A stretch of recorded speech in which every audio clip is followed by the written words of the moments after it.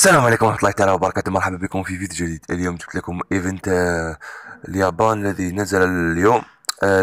عليكم ان تضعوا الفي بي ان في اليابان. ها التطبيق اسفل هذا الفيديو، حملوه.